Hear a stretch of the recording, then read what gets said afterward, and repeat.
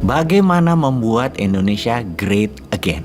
Great dalam hal standar apa nih? Apakah Indonesia pernah berjaya skala dunia yang mau dikembalikan kejayaannya? Dalam usia Indonesia yang baru 77 tahunan ini, maka mungkin kita mengukur ke zaman tahun 60-an, di mana Indonesia adalah negara terkuat militernya di belahan bumi selatan Katulistiwa pada saat itu dan sampai sekarang. Hal itu belum pernah kembali lagi. Atau kalau zaman kerajaan Sriwijaya yang wilayah yang terbukti dengan banyaknya artefak hingga di Champa, di Thailand, di Kamboja, wilayah kerajaan Sriwijaya yang luas dan makmur itu semua karena menguasai kekuatan maritim. Juga ketika seorang pemimpin wanita, seorang alpha female, pahlawan wanita penguasa maritim Indonesia dari Kesultanan Aceh, seorang Malahayati, seorang perempuan pejuang, putri dari Laksamana Mahmud Shah. Kakeknya dari garis ayah adalah Laksamana Muhammad Said Shah.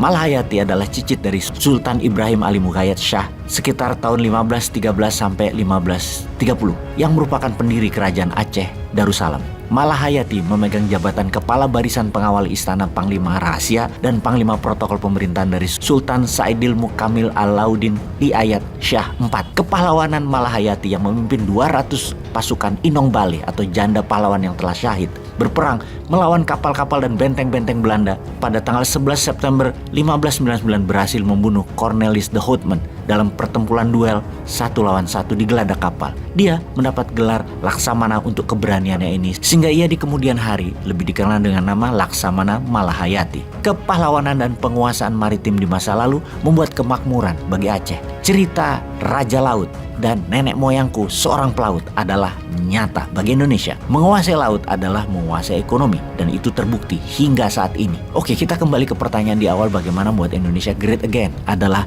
kita kembali besar makmur seperti zaman Sriwijaya, seperti zaman Aceh Darussalam, seperti zaman Majapahit dan seperti zaman tahun 60-an dari segi militer. Bagaimana caranya? Seperti sifat bayi belajar dari meniru. Jadi ada hal yang kita boleh tiru dari Tiongkok. Jauh sebelum Tiongkok sebesar sekarang, zaman Deng Xiaoping, pendahulu Xi Jinping, apa yang dilakukan? Kita semua tahu, sebagai negara besar memiliki kapal induk adalah sebuah keharusan, sebuah kebanggaan, sebagai alat untuk unjuk kekuatan dan faktor penggentar. Kita juga semua tahu, Tiongkok adalah negara etalase, negara showroom. Maka bagaimana caranya Tiongkok bisa memiliki kapal induk dengan cepat sementara Tiongkok belum punya keterampilan membuat kapal induk?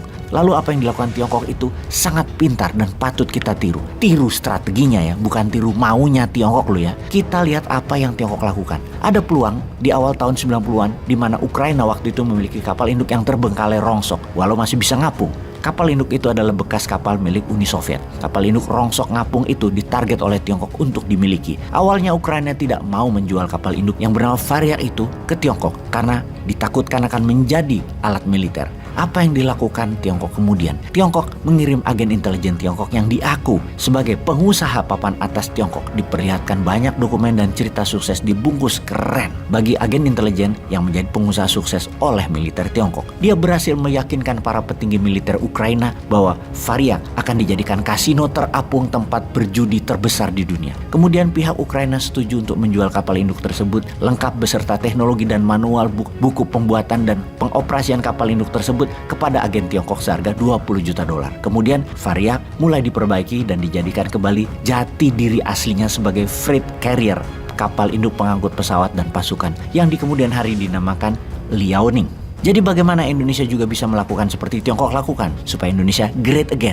Atau ada lagi nih cara Tiongkok memiliki pesawat siluman bomber B-2 Spirit. Kita semua tahu pesawat pembom B-2 Spirit ini adalah pesawat siluman yang tak terbaca radar dan selama 30 tahun lebih tidak ada satupun yang bisa tahu bagaimana mengalahkannya dan bagaimana menirunya. Lalu bagaimana sekarang Tiongkok memiliki pesawat sejenis itu? Yang dilakukan oleh Tiongkok adalah membeli dari ahlinya. Sama strateginya ketika membeli kapal induk Variak. Bukan hanya membayar $20 juta, tetapi hampir 2 kali lipat dibayarkan oleh pihak Tiongkok ke pejabat petinggi Ukraina sebagai uang pelicin. Demikian juga dalam mencuri data B-2 Spirit ini, Tiongkok membayar seorang perancang ahli yang bernama Nosir Guadia. Dia disogok cuan besar. Guadia adalah warga Amerika keturunan India, salah satu perancang pesawat pembom B-2 Spirit. Guadia jadi mata-mata Tiongkok dan mengambil data lengkap. Di kemudian hari, karena ketidaksetiaannya kepada negara Amerika tersebut, Guadia dihukum penjara oleh pengadilan Amerika selama 32 tahun. Singkat cerita, sekarang bomber Tiongkok H-20 menjadi setara dengan B-2 Spiritnya Amerika. Pertanyaan sekarang, Indonesia kapan menjadi jaya kembali?